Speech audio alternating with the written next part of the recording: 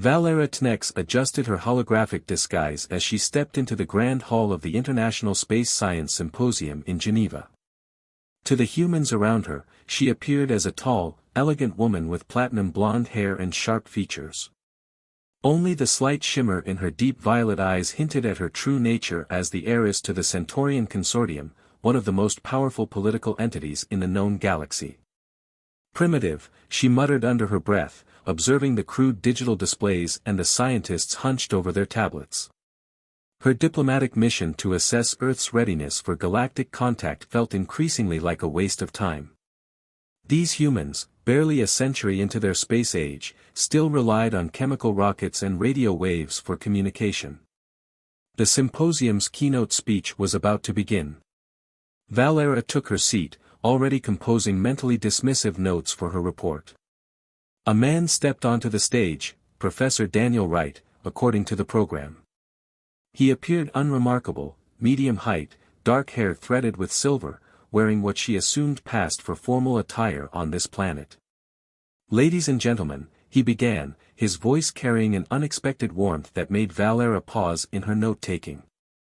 "We stand at a crossroads in human history. Our recent discoveries in quantum entanglement communication and dark matter propulsion aren't just technological achievements, they're proof that we're ready to take our place among the stars." Valera's fingers tightened on her datapad. Those were dangerous areas of research, coming uncomfortably close to technologies that marked a species as ready for contact. But surely these humans couldn't be that advanced yet. Wright continued, his passion evident in every gesture. "Some might say we're too young, too primitive to reach for the stars. They'd point to our conflicts, our environmental struggles, our political divisions. But I say it's precisely these challenges that make us unique. We've learned to adapt, to overcome, to unite in the face of adversity. Our very struggles have forged us into something extraordinary." Extraordinary? Valera couldn't help but speak aloud, drawing surprised looks from those nearby. Wright's eyes met hers for a brief moment, and she felt an unexpected jolt of something. Recognition? Curiosity? She pushed the sensation aside. After the speech, Valera found herself lingering in the reception area, observing the humans' social interactions. Their informal chatter about groundbreaking theories and impossible dreams both amused and puzzled her.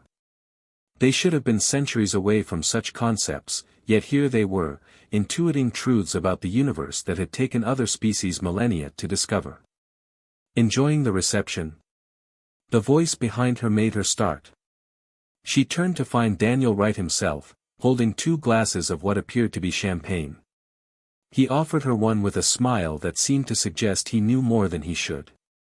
"Professor Wright," she acknowledged, accepting the glass more out of diplomatic protocol than desire. "Your speech was provocative. But you disagree."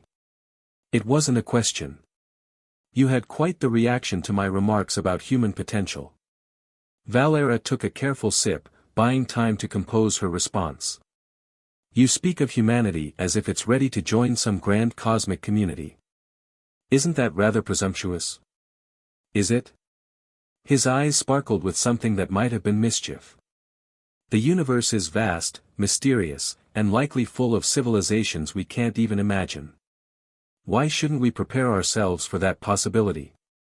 "Because preparation implies expectation," Valera countered, falling into the debate despite her better judgment.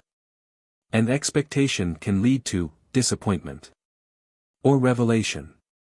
Wright set his untouched glass aside and leaned closer, lowering his voice. "Tell me, what do you see when you look at us? A primitive species stumbling toward the stars? Or something else entirely?" The question hit uncomfortably close to her actual mission. Valera studied him more carefully, noting the intelligence in his eyes, the subtle confidence in his bearing. For the first time, she wondered if she'd underestimated these humans, or at least this particular one. "I see potential," she admitted finally. "And perhaps more questions than answers." "The best kind of scientific observation," he replied with a warm smile that seemed to reach past her holographic disguise. Would you be interested in continuing this discussion? I'm giving a demonstration of our new quantum messaging system tomorrow. Much more impressive than these primitive displays. Valera knew she should decline. Extended interaction with a subject species was strictly forbidden. But something about Wright's earnest enthusiasm and sharp insights made her pause. Here was a human who seemed to grasp concepts that should have been far beyond his species' understanding. Perhaps, she said, surprising herself. Though I should warn you, Professor, I can be a harsh critic. Please, call me Daniel. He produced a small card with his contact information. And I welcome criticism. It's how we grow, isn't it?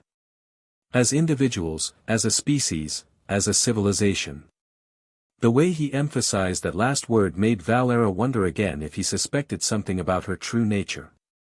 She took the card, noting the quantum physics laboratory address. Until tomorrow then, Daniel. As she left the symposium that evening, Valera found herself revising her mental report. These humans, or at least some of them, were far more perceptive than her briefings had suggested.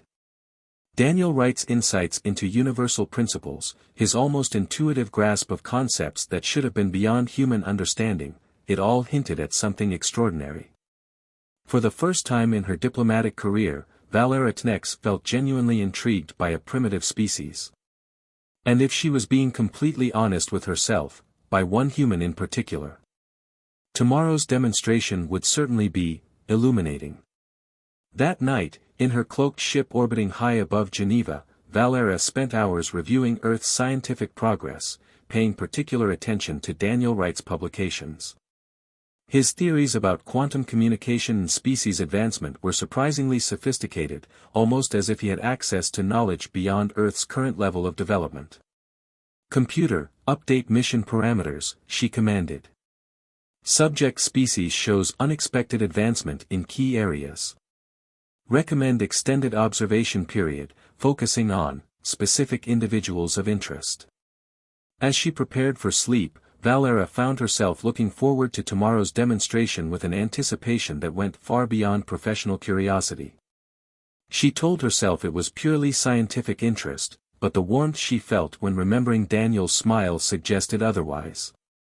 Something was changing, in her mission, in her perception of humanity, and perhaps in herself. Tomorrow would be the first step into unknown territory, for both her and this remarkable species she was beginning to see in an entirely new light. The quantum messaging laboratory was nothing like Valera expected.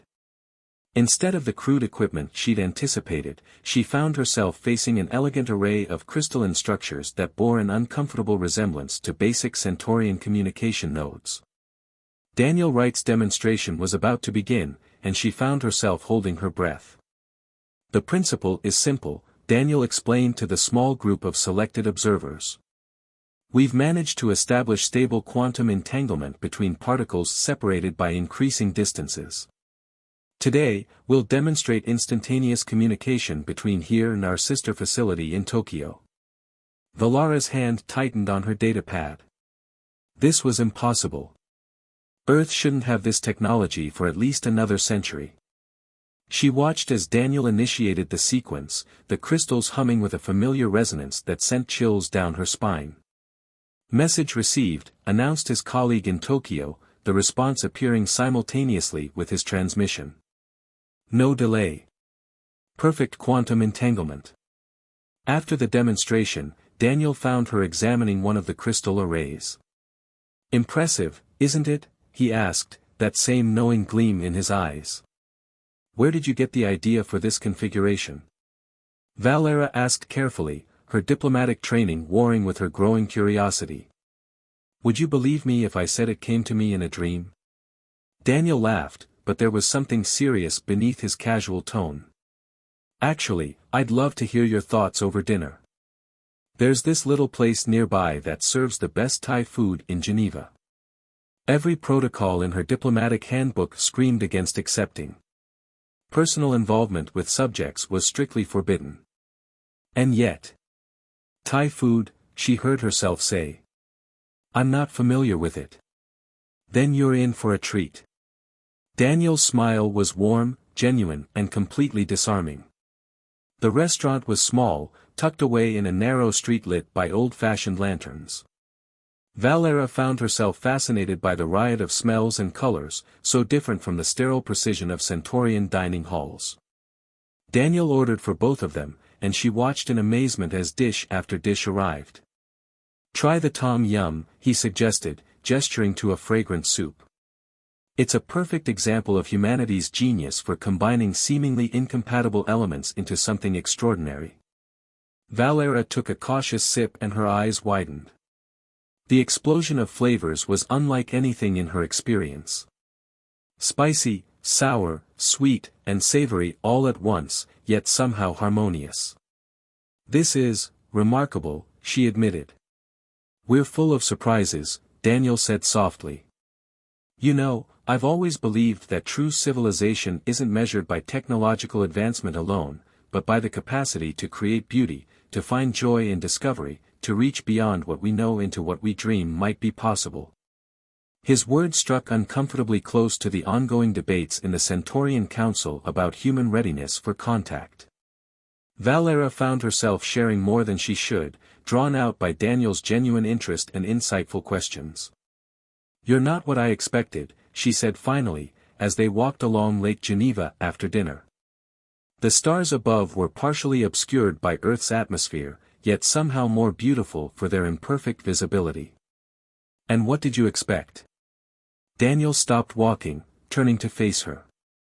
The moonlight reflected off the water, casting shifting patterns across his features. "Someone more." She hesitated, searching for the right word, "limited." "By Earth standards?" There was that knowing look again.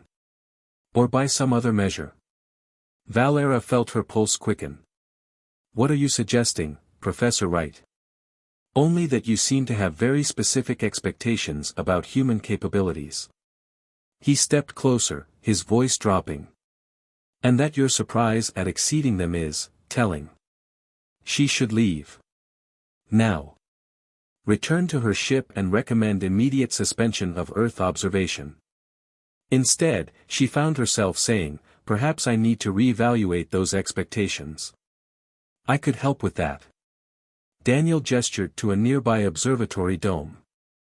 "I have access to the telescope. Would you like to see how we view the stars?" The next few hours were a revelation. Daniel showed her Earth's primitive but passionate approach to astronomy, their theories about distant worlds, their dreams of exploration. His enthusiasm was infectious, and Valera found herself sharing more than she should about stellar phenomena, carefully cloaked as theoretical discussion. "You see that cluster?" Daniel pointed to a specific section of sky. "Traditional models say it should be impossible, but we've detected distinct quantum signatures suggesting otherwise." "Perhaps," Valera suggested, caught up in the discussion, "the models need to account for fifth-dimensional energy flows through the stellar matrices." She caught herself too late. Daniel's eyes widened slightly, but he didn't seem surprised. "Interesting theory," he said mildly. "I don't think I've seen that in any published papers." The night ended with them standing at the observatory's entrance, neither quite ready to part. "This has been enlightening," Valera said carefully. "It has," Daniel agreed. "Same time tomorrow?" "There's a classical music concert in the park.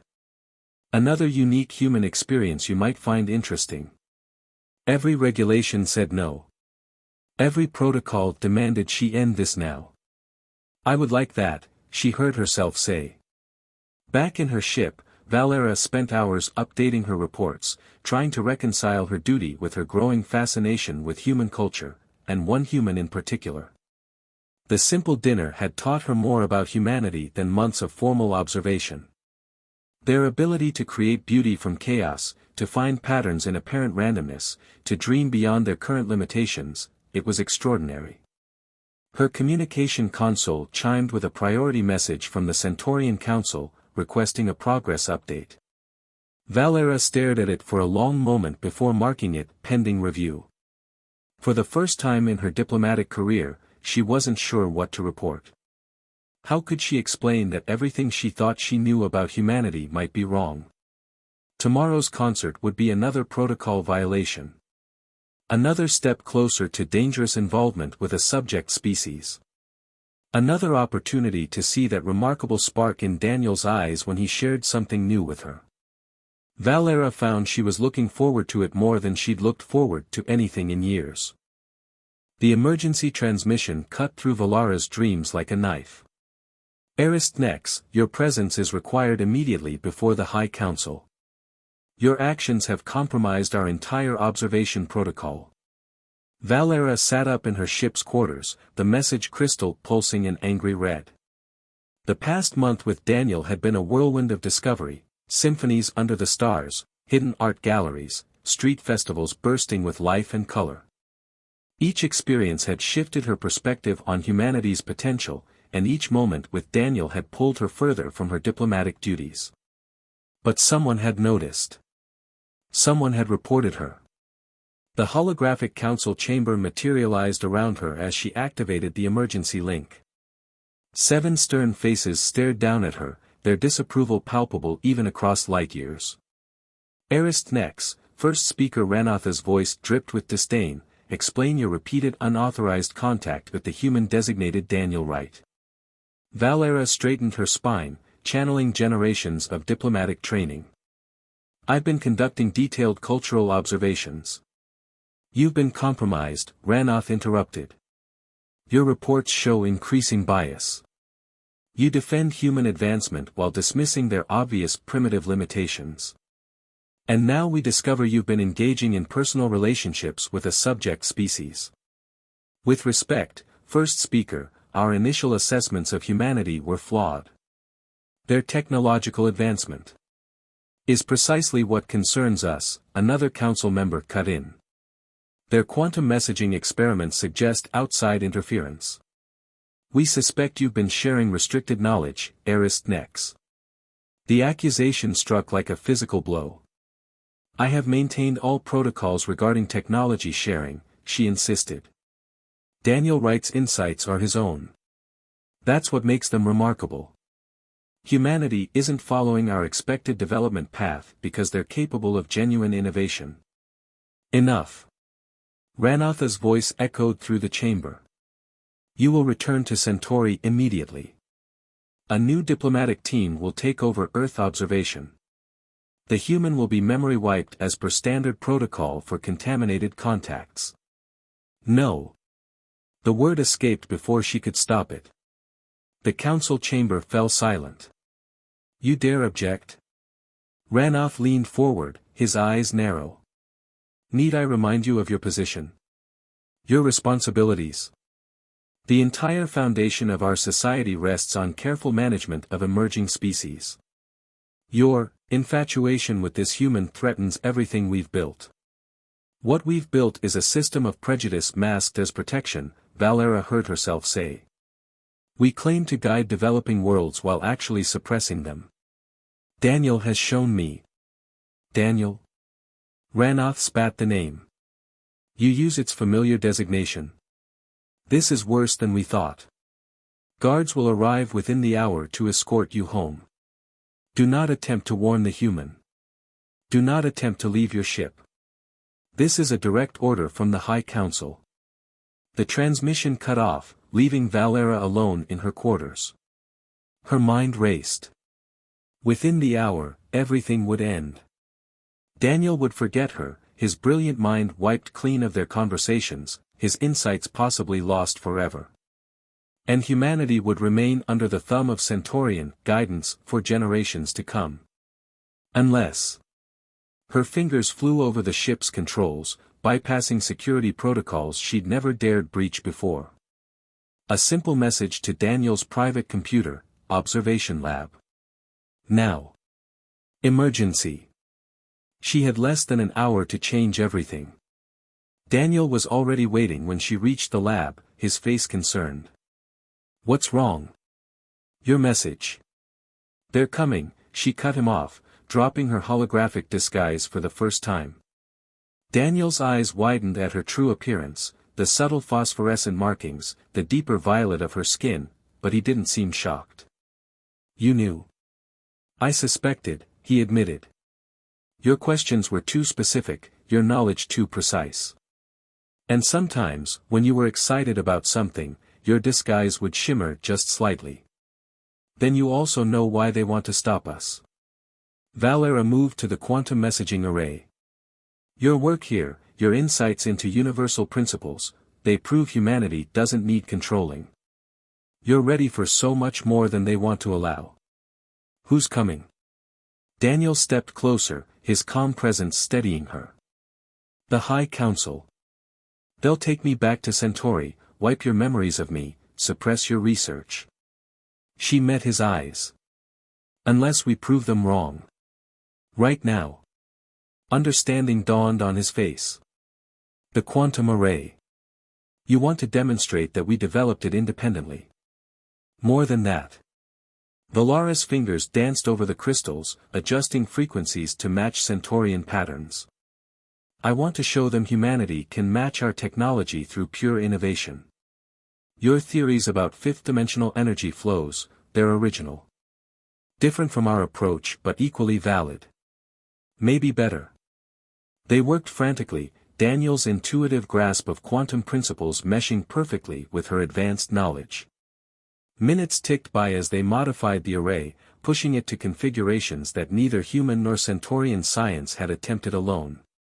"Valera," Daniel said softly, using her real name for the first time, "if this works. If this works, everything changes." She activated the final sequence. "For both our worlds." The crystal array hummed to life, patterns of energy flowing in impossible geometries. On her sensor display, Valera watched as quantum fields expanded, connected, transformed in ways that should have been impossible for Earth technology. And then the lab door burst open. Centaurian guards in full ceremonial armor swept in, weapons raised. Behind them came Rannoth himself, his face twisted with fury. But he was too late. The quantum array pulsed once, brilliant and beautiful, and every communication device in the room, Centaurian and human alike, lit up with the same signal. Pure, perfect quantum transmission, achieved through a unique hybrid of human innovation and Centaurian principles. "Impossible," Rannoth breathed. "No," Valera stood proudly beside Daniel. "Inevitable. Humanity was always going to surprise you. The only question was whether we'd be wise enough to see it when it happened."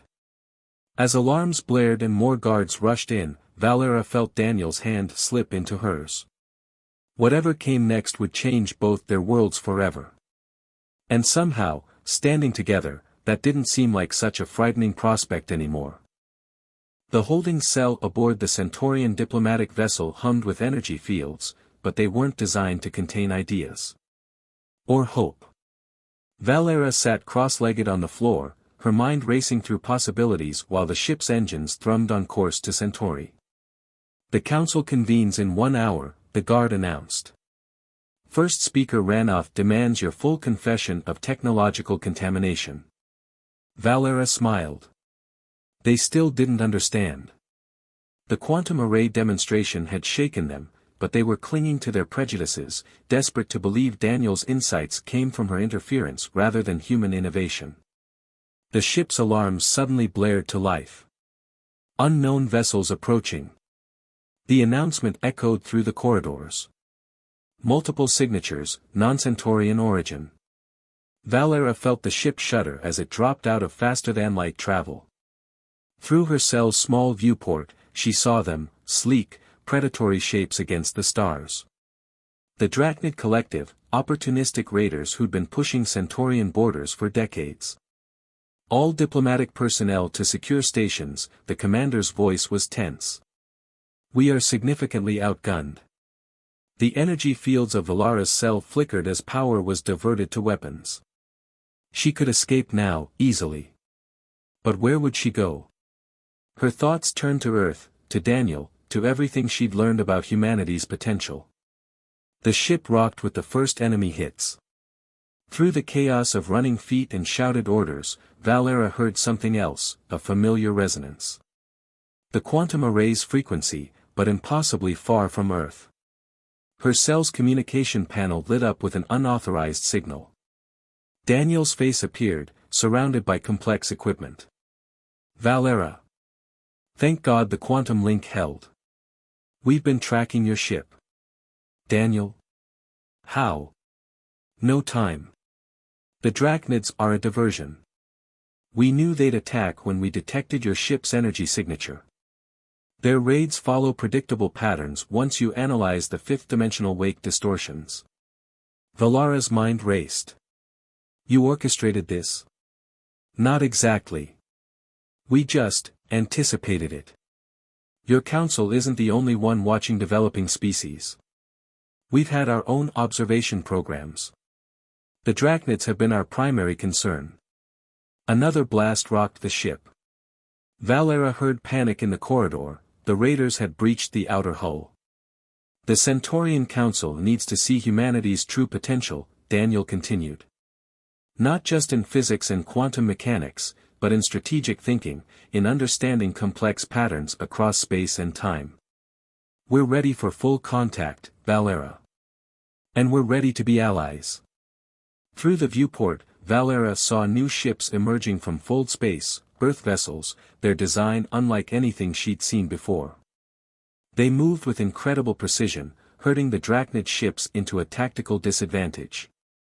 Release me, she told the guard who stood watching the battle with wide eyes. Now. Or we all die here. He hesitated only a moment before deactivating the energy field. Valera ran for the bridge, Daniel's quantum signal following her through the ship's systems.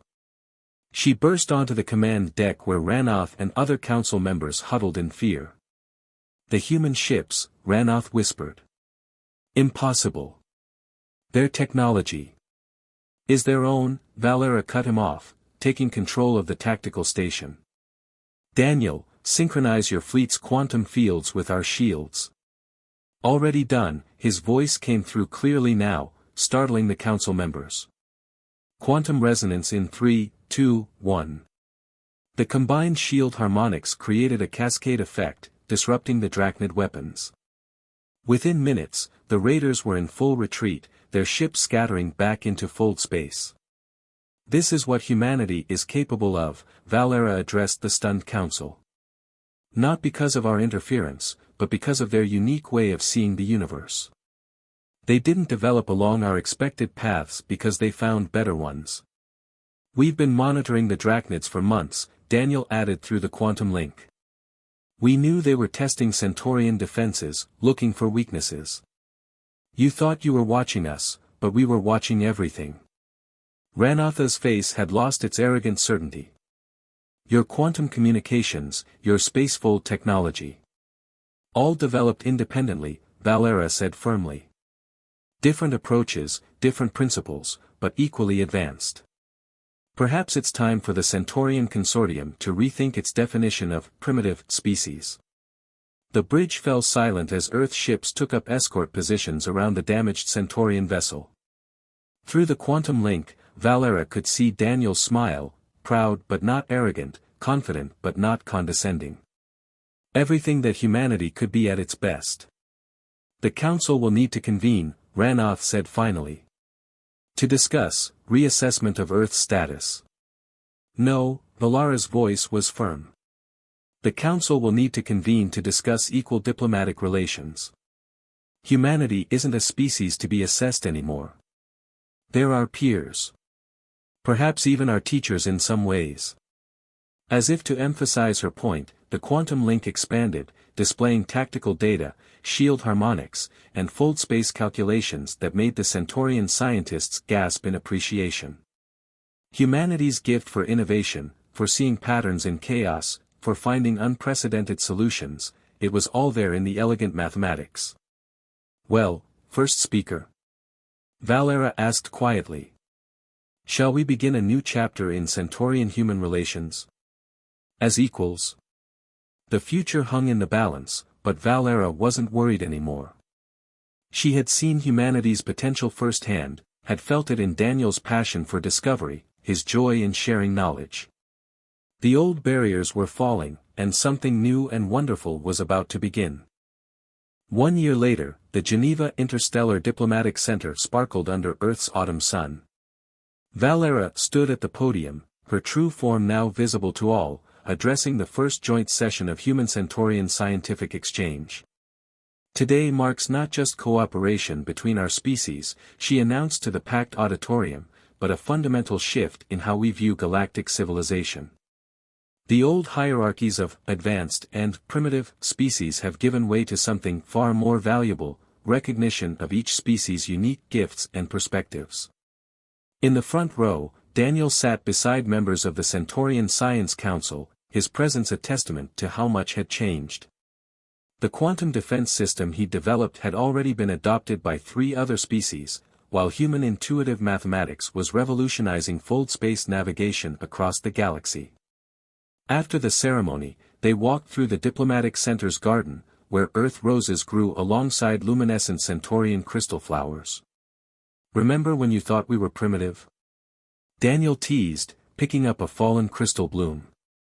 "I remember thinking I knew everything worth knowing," Valera admitted, watching the sunset paint the sky in colors that still took her breath away. The council was the same, so certain of our superiority that we couldn't see the revolution happening right in front of us. And now? Daniel's hand found hers, their fingers intertwining despite their different forms. The genetic compatibility treatments had worked better than anyone expected, another triumph of combined human-Centaurian science. Now we're seeing similar patterns across the galaxy. The Arcturian Empire has opened dialogue with 3 developing worlds in their sector. The Pleiades Confederation is reforming their entire contact protocol. She smiled. It turns out humans aren't the only species we've been underestimating. Their quantum communicators chimed simultaneously, a priority alert from the Deep Space Monitoring Network. A new signal, from far beyond known space. First contact with another civilization, reaching out to join the galactic community. Shall we tell them the good news? Daniel asked, already pulling up the signal analysis. That they're joining a galaxy that's finally learning to appreciate differences instead of ranking them? Valera watched as preliminary data streamed across their displays, her diplomatic experience melding seamlessly with Daniel's gift for pattern recognition. The signal structure was fascinating, unlike anything in their databases, yet carrying clear mathematical elements that suggested both high intelligence and a unique perspective on universal principles. "We'll tell them they're joining a galaxy in transformation," she said. "Where every species brings something unique to our understanding of the universe. Where being different isn't a handicap but an advantage." Daniel's hand tightened on hers as they began composing humanity's first response to the unknown civilization. Around them, the garden bloomed with the combined beauty of 2 worlds' flora, proof that the most wonderful things in the universe often came from unexpected combinations. "Think they'll be surprised to find humans and Centaurians working together?" Daniel asked as they refined the transmission. "Probably as surprised as I was to find myself falling in love with a primitive species," Valera teased back. The word had lost its sting, becoming a private joke between them. The quantum network hummed as their message launched toward the distant civilization. Above them, stars began appearing in the darkening sky, no longer distant, unreachable points of light, but bridges between species, cultures, and possibilities. "Ready for another adventure?" Daniel asked, looking up at those same stars. Valera thought about everything that had brought them to this moment, her original prejudices, his persistent brilliance, their shared discovery that the universe was far more wonderful when viewed through each other's eyes. "With you? Always." As night fell over Geneva, the garden's crystal flowers began their evening phosphorescence, glowing in harmony with the Earth's natural starlight. Somewhere out there, a new civilization was about to join a transformed galactic community. And it had all started because one Centaurian heiress had been willing to admit she might be wrong about one primitive species. The universe, Valera reflected, had a wonderful sense of irony. And an even better sense of possibility.